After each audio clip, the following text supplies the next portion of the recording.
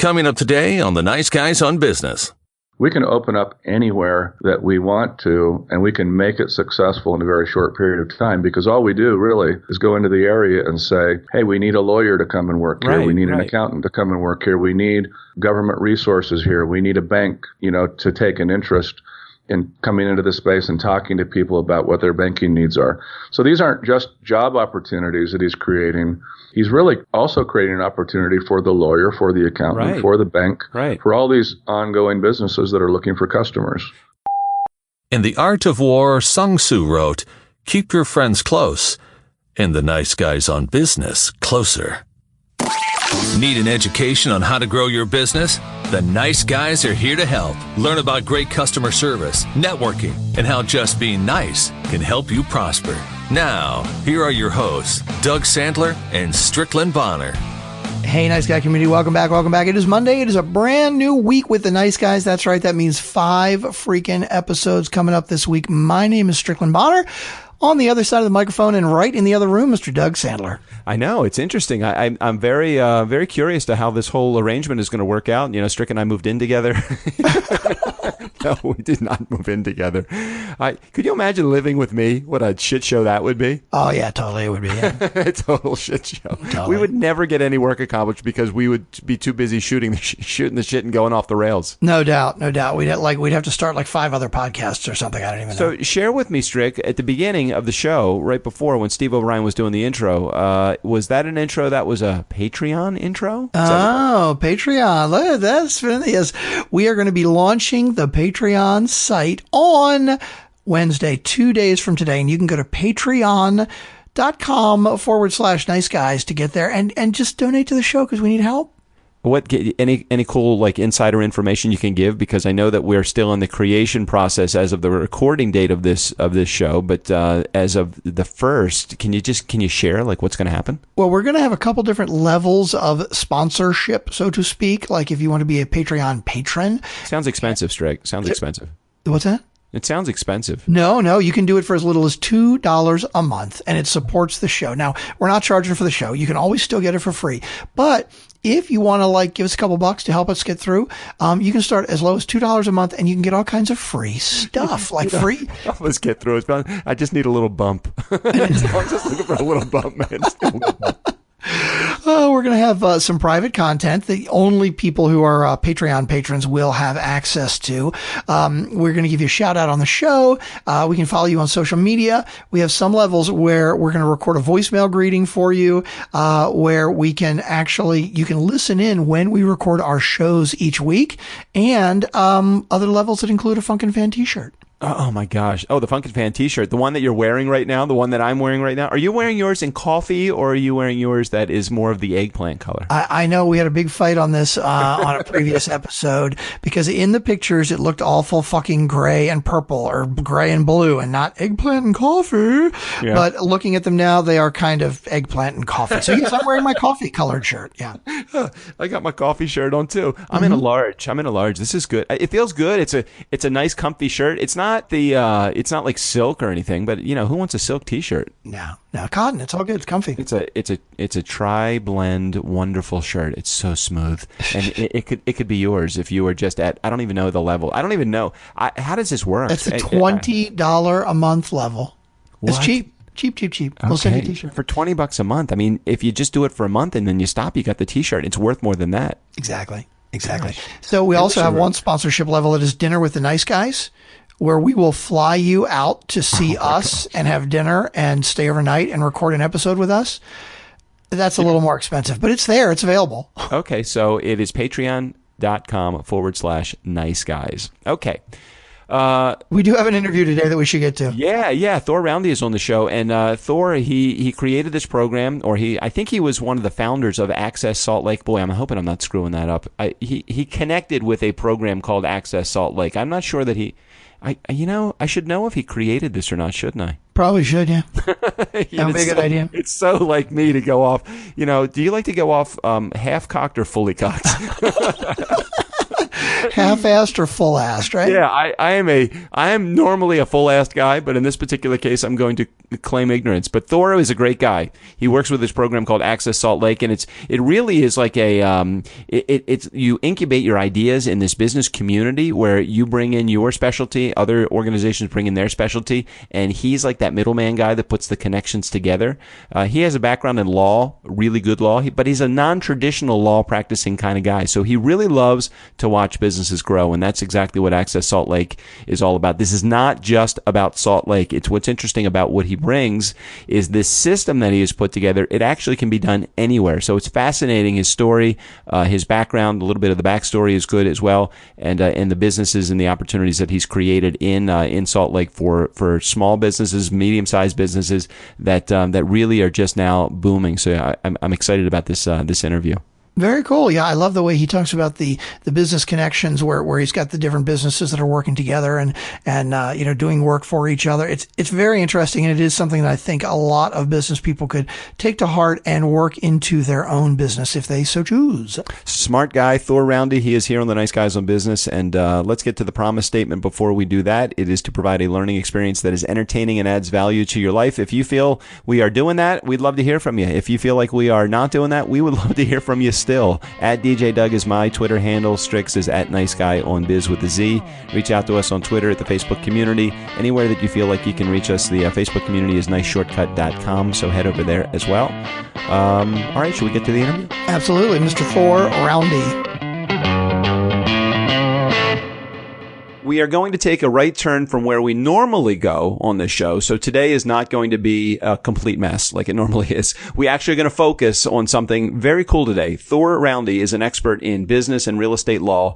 He's going to share a really cool concept with us. It's a concept called a business ecosystem. So those are a couple of big words. We're going to string them together. Business ecosystem. Here to share his expertise and ideas with us today on the Nice Guys podcast. Welcome to the show, Thor. Thank you. You are welcome. He is a man of few words. So it could be an 8-minute interview. We have no idea. So Thor, you are the Norse god of strength, or at least that's what your name implies. Not an easy handle to live up to. Have you been worthy of Thor? I think when I was in fourth grade, I didn't feel worthy, but a lot of people give me extra credit just for my name, so it's worked out well as an adult. No, I love the extra credit too, but it also could also mean stormy. So you got that going for you too. Yeah, I think people kind of watch out till they get to know me, then they think I'm really nice. Until they're on the other side of a lawsuit. Yeah. Usually my clients love me and everybody else hates me. Yeah. So, geez. Okay. And that could make sense too. And that could be a good thing for business, and it could also be challenging for business too. So you opened up a door there. So you run a practice called EVN Law. And I love the slogan, together we are stronger. Most in the legal world are divide and conquer, or I'll sue your ass. Not used, in social media, as social minded legal professionals. So kind of help us with what that is all about. So tell me about Together We Are Stronger. There's a lot of misperceptions about what lawyers are and what they do, and it's probably created by lawyers and people's experiences with lawyers. But when it really comes right down to it, a lawyer is supposed to be a problem solver for his clients. And that's the way I've always approached it, is that when you come to see me, I'm going to work for you. I'm going to make you successful. And so, one of the things that I've learned from business is when you try to control everything, when you try to exclude everyone else, when it's a zero-sum game, you're just not going to be as successful. And so one of the things I've taught clients over the years is how to work with other people, how to network and combine your business, take advantage of other resources. And when people really trust you and they really want to work with you, you're going to get farther, you're going to make more money, you're going to find your life is a lot easier. So that slogan for the firm just expresses, what we do is not go out and try to use our legal talents and resources to steal from other people. It's to get people to give us their money of their own voluntary will and do business with us and be happy doing it. I want to go back to something you said because it's very interesting as an attorney, that law does not have to be a zero-sum game. And I can remember having someone on the show, his name was Ron Shapiro, and he wrote a book called The Power of Nice. And what was so great about Ron, and he's a pretty good athletic negotiator. He was an agent for a number of the Baltimore Orioles. And what he shares in that is that the zero-sum game, it can be challenging. So share, how can you, in a legal world where everything has got to be kind of black and white, you have a winner and you have a loser oftentimes, how can negotiations and communication and relationships be not just about being zero-sum? Well, I think one of the mindsets that leads to the zero-sum idea is that the most powerful person is going to win. And in my experience, there's always somebody more powerful. Like, I think I'm pretty good at business. I do a lot of things well. But if I was in a room with Warren Buffett, he would be a bigger gorilla than me. A lot of times I want to do business with people who I think are bigger than me. So how do I do that? If I'm not the guy that can win the zero-sum game, how am I going to approach business so I can still maximize my profit? And the way that you do it is you look at it like it's not a zero-sum game and you say, okay, big gorilla, what is it you need from me? And how do I make myself so valuable that you're going to pick doing business with me every day of the week? And what I enjoy so much about seeing some of the accomplishments that you've had, and you really do, you have a list of accomplishments like a mile long on your EVN law site, and that's great.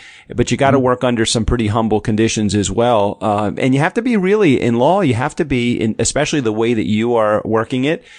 You're an outside the box thinker, Thor. I see it, and I look at a lot of pictures of you that are online, and you're in your t-shirt and jeans, and you're doing business slightly differently than a lot of attorneys do in the formal suit and the tie. And I know you have to have your dress up days, but it seems to me that from what I'm reading and seeing about you, you're more comfortable in that more casual environment. Is that a fair statement? Yeah, I'm very comfortable there. The funny part of the story of how I started wearing jeans to work was one day I said, I've got too many clients. I'm going to quit dressing up and see if some of these people don't want to work with me anymore. That's a good plan. And nobody really cared. So I do, of course, wear a suit when I go to court. I think it's important to, show the right respect for the venue that you're in and the people you're working with. But, tech people that I work with, guys that are entrepreneurs and starting a business, they like the down to earth, I'm working with a real guy kind of approach. So it does work really well for me. So talk also about this outside the box thinking, because you work with this program called Access Salt Lake, and I want to talk about the program for a second. So maybe just talk in broad brush strokes about Access Salt Lake, and we're going to come back to the outside the box thinker, because I think a lot of the strategy that you built through that partnership over the years has been through outside the box thinking. So talk about Access Salt Lake for a moment. Okay. I think to start out with, let me go back to that word that you mentioned, or that combination of two words, economic ecosystem, right? Or entrepreneurial ecosystem. What is that?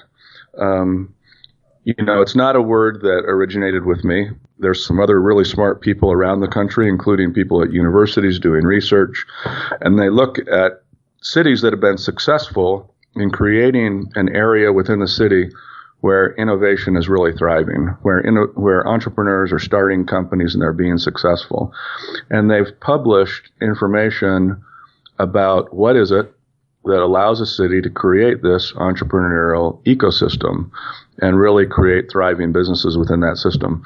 So I've been working with leaders in Salt Lake City and the state of Utah for several years now, because they're interested in our city in creating this more robust tech community and a more thriving entrepreneurial ecosystem.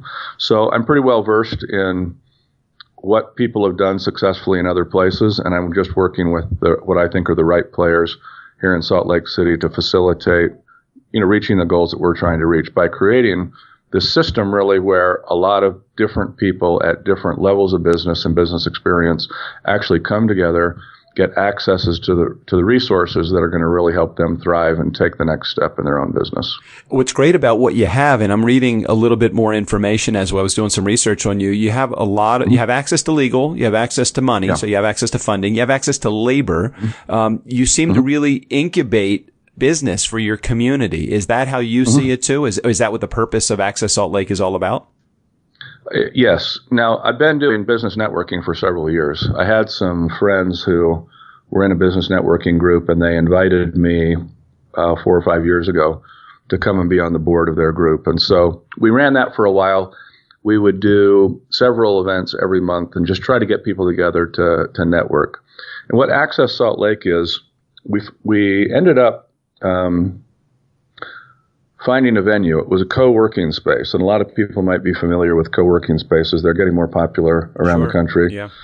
We found a co-working space, and we just said, hey, let's adopt this as our venue for where we're going to meet with people, and we'll hold a certain number of meetings here. And what we wanted to do is create a place where, even if we didn't have an event going on, if you just wanted to show up, you would probably run into somebody from our network. And it worked so well for us. I mean, I was putting together so many different business deals just by showing up at this space, getting pulled into a meeting and answering people's questions and really just doing simple things like that. That when these guys that were running this co-working space ended up creating a new startup that they wanted to go spin off and spend all their time doing, they said, hey, in about 30 to 60 days, we're going to shut this place down unless you want to take it over. So I said to my network, I said, hey, look, this is no different than just me paying for another office. Why don't we take the space over and then really reinvent, not co-working, but really reinvent what we think the home base should look like for an entrepreneurial ecosystem. And so that's what we're working on. And what's amazing about what you're saying is that it's almost like the system had already been created. You took it and you inserted it into this infrastructure, into this building. And it's almost like you could build that anywhere you go. Have you ever thought about an opportunity to build that system in other locations other than just where you are? Yeah. In fact, one of my business partners, he's a guy I've known about 35 years. A couple of years ago, he just said, hey, I'm starting a new company. I want to give you 10%. And I said, okay, that's fine. What do you expect from me? And he goes, nothing. Just advise me from time to time. So I said, that's fine. Well, this guy has gone into several different locations, mostly rural cities in the state of Utah where there's high unemployment. And he has started to open up what he calls an opportunity hub in each of these different rural counties. And what he's done is he's just modeled what we've done in downtown Salt Lake. And he has partnered up with a large company, like Health Equity was his first company, his first corporate partner. And they said, we want you to hire 30 people for us that can work remotely. So he went into a rural county. He had a database of potential employees, skilled people, and he gave them a list of 100 people. They interviewed those 100 people over the course of 2 days and hired 30 of them. Yeah. 3 months later, they came back and said, we want 40 more. So he went to the next county, pooled together his, database, his resources of who he had available, what their job skills were, gave them a list of people they could interview. And he's just done that. He's gone out and he's created jobs in counties where, 20 new jobs is an economic boom for that area, especially where there's high unemployment.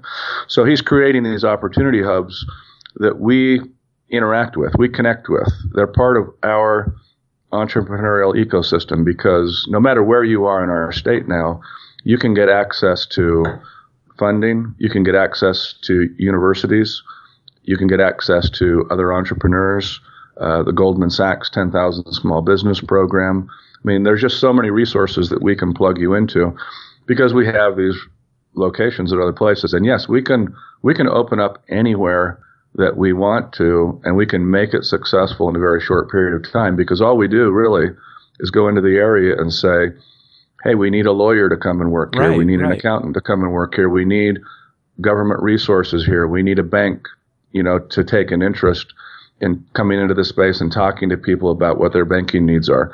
So these aren't just job opportunities that he's creating. He's really also creating an opportunity for the lawyer, for the accountant, for the bank, for all these ongoing businesses that are looking for customers. So that's what creates the ecosystem. Yeah, the whole ecosystem. It feeds off of each other. And even a guy that's going in as an attorney or an accountant or somebody that's a bank, they're going at it with the approach that if they go at it with the approach of I'm not getting in this because I'm looking at the immediate dollar return, but what's going to happen is what's happened with you, the relationships that you built, the network that you've built tremendously has benefited you because you were at the right place at the right time. There's no luck. You were just there providing your expertise. Is that how you see it? Yes, that's very true. And let me mention something. You're not going to ask me about this unless I tell you. Okay, go. But I think I think what you said is a good segue. You understand me pretty well then. Yeah. What you said is a good segue. I was in the right place at the right time, right? That, I think, is part of the vision of the co-working space. Bring people together, create these collisions between business people and, people who are looking for contacts that wouldn't ordinarily happen. But let me give you an example of some things that are going on in our country right now that are absolutely transformational. I think everybody knows that mobile technology is changing the way we use the internet, the way we work, the way we do a lot of different things, right? Mm-hmm, definitely. What a lot of people are not really aware of right now, but they will become aware of this. In fact, Ford Motor did a Super Bowl commercial where they've mentioned this on television for the first time I'm aware of. But vehicle technology is changing, and it's being influenced a lot by electric vehicles and autonomous vehicles and mobile technology, and really the changing demographic of what people want. For example, millennials today, a lot of them, not all of them, but a lot more than, my generation, would love to live in a downtown area where they can work and play and get entertained in the same environment, live in the same, in that downtown area, and not even own a car. They would love it if they were working for a company or living in a building that had a shared vehicle that they could just use when they wanted. Mm-hmm. And if you think about it, what's the evidence that we're going in this direction? Probably the best evidence is companies like Uber and Lyft. Uber, I think, has a value of about $5 billion right now. It's as big as, Ford Motor Company in terms of its cap value, as far as, I've been told. And I could be off on that. But we've missed a lot of the exact facts on this show anyway. We just keep rolling forward. Sounds good. Then I'll play fast and loose with the numbers here. But, as Google, and I don't know if people know this, but Microsoft also has a division working on autonomous vehicles. As these companies come out and get laws passed that will allow, Tesla is another good example, that will allow people to operate a vehicle without a driver, not only do cars become safer, but it creates an opportunity for a company like Uber to go out and buy a fleet of those things. And then imagine pulling out your cell phone, and instead of calling a cab, you just hit your Uber app and say, I want to get from here to here. And 5 minutes later, there's a car with no driver picking you up and drives you to where you're trying to get to. I love this. I love the idea. Yeah. There are so many opportunities in business right now. And this is one of the things I'm working on with the city of Salt Lake City, the state of Utah, Utah State University. They have a division that's dedicated to working on the technologies that are making electric and autonomous vehicles a reality in this country. We're working on a big project just because of these collisions that started to happen as I was in this co-working space. I became familiar with this technology. I started to say to people, hey, we could put a business together around this concept, or we could develop this technology by working with the state of Utah to invest in it. And I can tell you, states and cities around the country are super interested in the way that transportation is changing and the opportunities it creates to save money, to save the planet, just to do a lot of different things for our economy and for our environment by adopting these new technologies. And that's a true win for everybody when you can do both for the economy and for the ecology as well. So that's just one example. I could tell you stories all day long, but I think these opportunity hubs are a concept that you're going to see expanding a lot, maybe even this year. across the country. And I think 5 to 10 years from now, you're just going to see so much more collaboration taking place among people as we learn how to create these entrepreneurial ecosystems that let people come together and really get the things that they need out of just a central environment, giving people access to things that just weren't available to them before if they weren't, well connected. Well, and the incubator environment is not a new concept. It is something that's been around for a while. But what's great about the incubator environment is you take a bunch of resources that come together, and most entrepreneurs, as is the case, they don't have the cash, they don't have the capital, they don't have the smarts necessarily in particular things like law or accounting or in operations or in personnel. They're great IT guys, let's say, but they have no idea how to put together a staff. And if they have somebody that is legal minded and staff minded, they can do just that. And it sounds like that's exactly what you're doing with Access Salt Lake. Yeah. One comment just about incubators. They have been around a long time. I think they play a really great role. But there's a limitation. For most incubators, if the life cycle of a business goes from A to Z, maybe the incubator serves that entrepreneur from step B to step D. Mm-hmm. And when you get to step E, you're back on your own again. Right. And so you really do need to plug into an ecosystem that offers A to Z. Because otherwise, you're going to get a $20,000 grant. You're going to get really excited about the progress you made. Then you're going to go talk to a bank, and the bank's going to say, "Oh, well, we're not here to help you until you get to step J," and you're never going to get there. So that's what we've tried to do differently in Salt Lake. Is we've tried to say, okay, we need to get serious about filling the gaps. So that we can really take people all the way from A to Z. I love the idea of bringing this to other areas, and anything that we can do to help spread that word and spread that information is great. I know that we have a tremendous amount of connections in the entrepreneurial community, and if there's anything that you need, we'll make sure that we put access to your information, how to get in touch with you, right in our show notes, Thor. Yeah, I can just turn you on to a couple of other people and groups that you might just want to keep your eyes open for.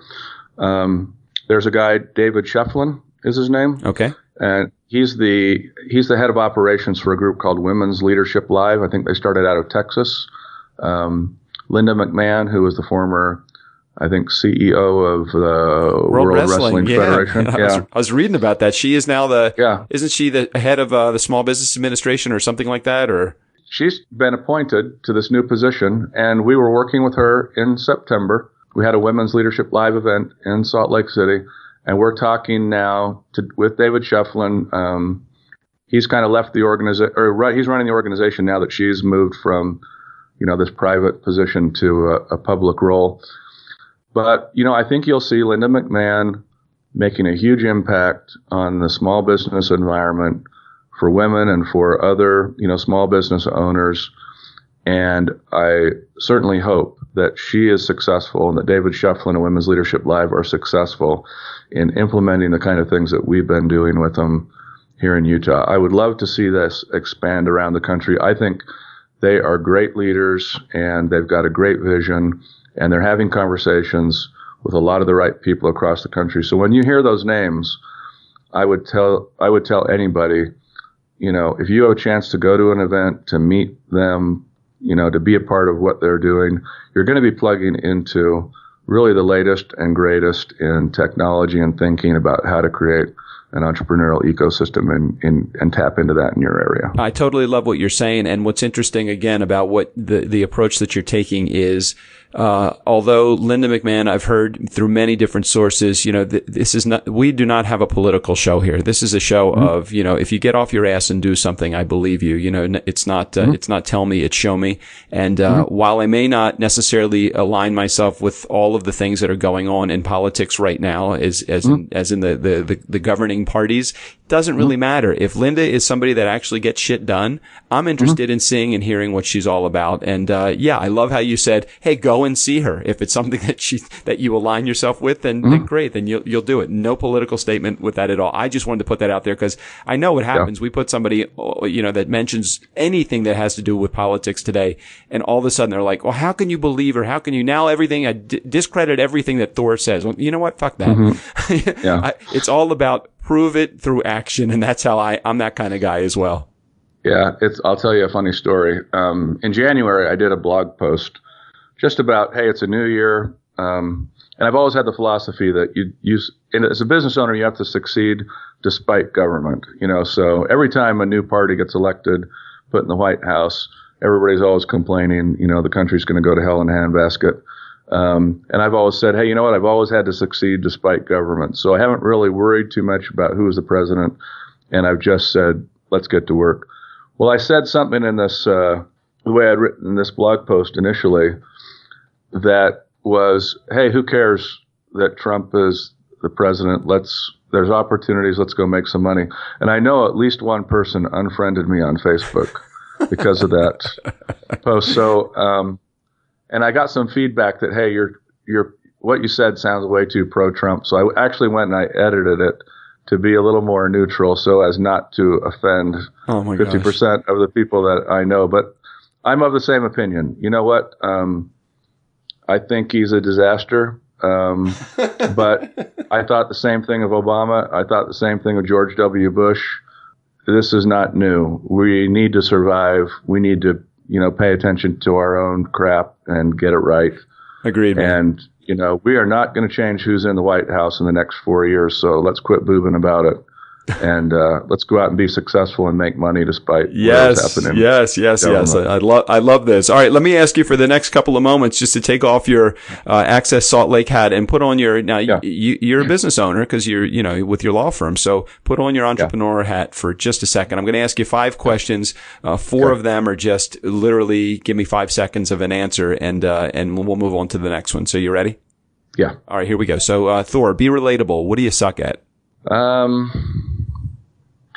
I don't really, I think, reward people enough for the stuff that they're doing well. Like people that are working for me, as long as things are going well, I just don't say thank you enough. And I think that hurts people a lot of times to not be recognized and rewarded for what they're doing. But it's a time constraint problem for me. Yeah, it kind of reminds me of the married couple who's been married for 40 years. You never tell me that you love me. I told you I loved you when I married you. If something changes, I'll let you know.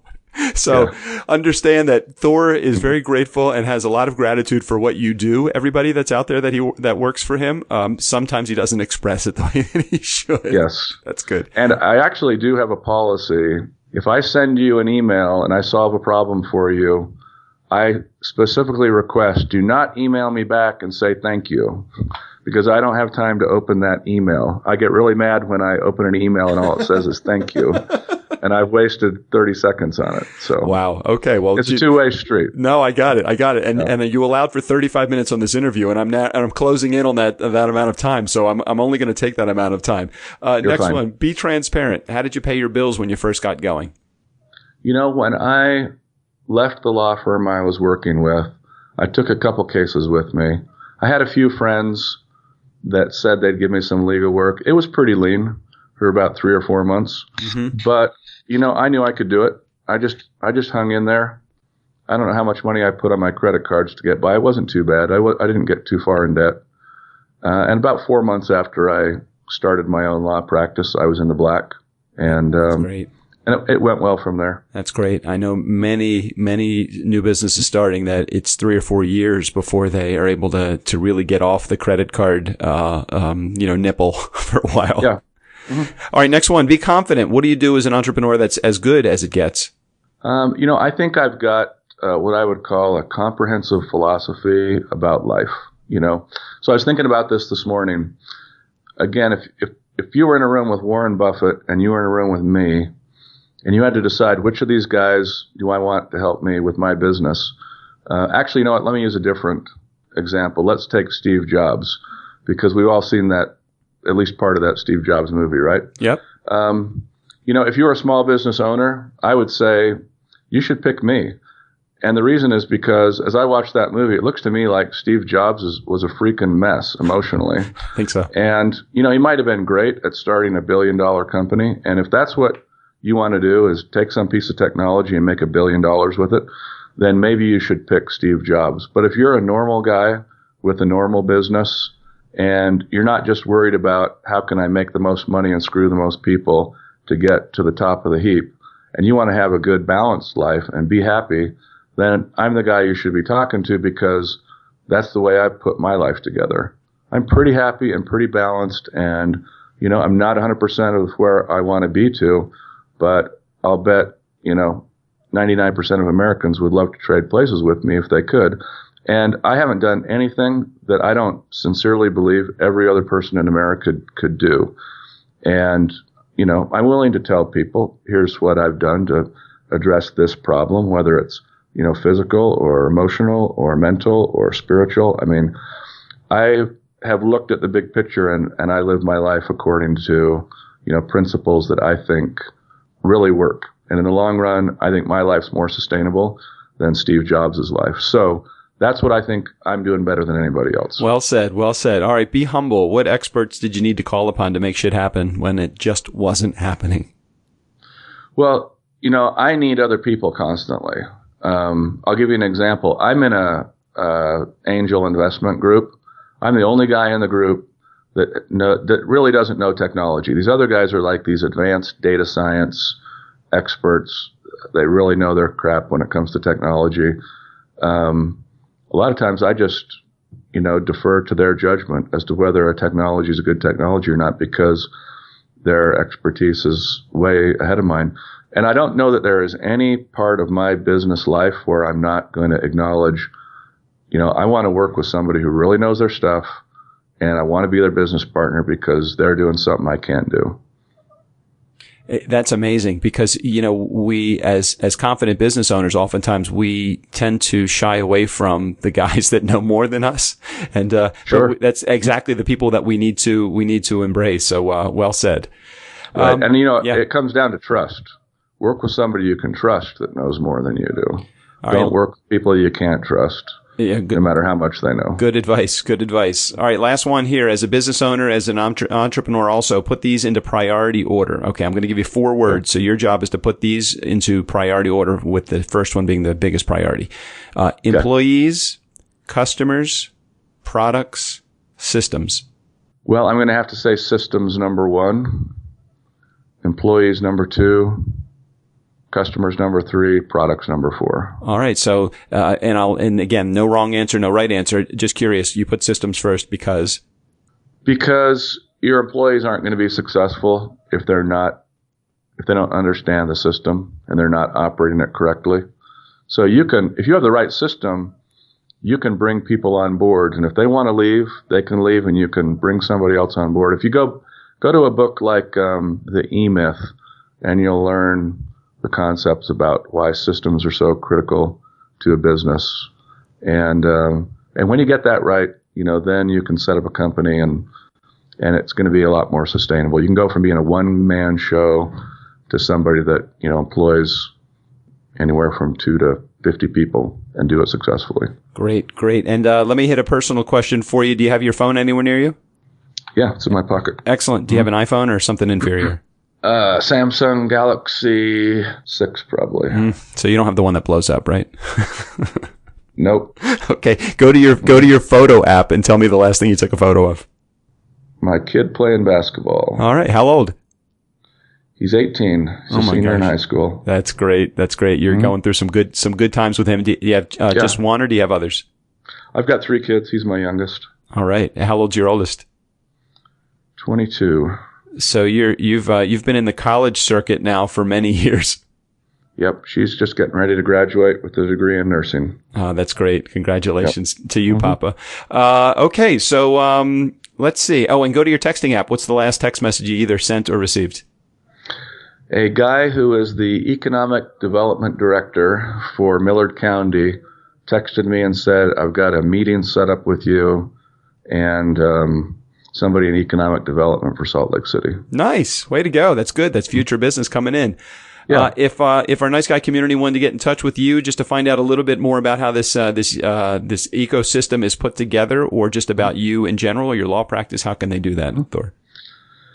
Well, I think I'm the only Thor Roundy on the internet, so you can just throw my name in there. But I'd recommend go to our website, accesssaltlake.com, and just check the space out. I think we're trying to do as much as we can to use the website to communicate how the space works. So I think it's pretty easy. You can register, you can contact us, come to Salt Lake, come by and see the space, or I think you can even do a virtual walkthrough of what it looks like. Yeah, I went through a bunch of the pages on your site. It's a very cool site, and it's a really, really interesting concept that should be in a lot more places than I think it's the first time. And now they may exist in other places, but it's the first time I had seen it actually in full force, where you had legal, you had funding, you had all sorts of access to good resources through your ecosystem.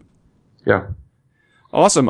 So, Nice Guy community, never underestimate the power of nice. Again, special thanks to Thor. Hey, Thor, we got together, was it through Twitter originally? Cause you retweet like a whole bunch of my stuff, and I kept thinking, who the hell is this guy keep retweeting my stuff? And I said, I gotta connect with you as a guest on the show. Our show is now 2 years. I don't know if you're a listener to the show, but we would love to have, you as a Funkin' fan, as a contributor to the show, cause your stuff is really good. Thanks. Yeah, I need to produce more content. And if people read it, great. That's super. Yeah, it's great. And thank you so much for doing all the spreading of our information on Twitter. Well appreciated. Nice Guy community, again, never underestimate the power of nice. Thor, thanks again. And Steve O'Brien, go ahead and take us out of here. For the Nice Guys on Business, and in accordance with my court-mandated community service, I'm Steve O'Brien. Only 27 more voiceovers to go, and then maybe they'll let me leave the state and take this ankle bracelet off.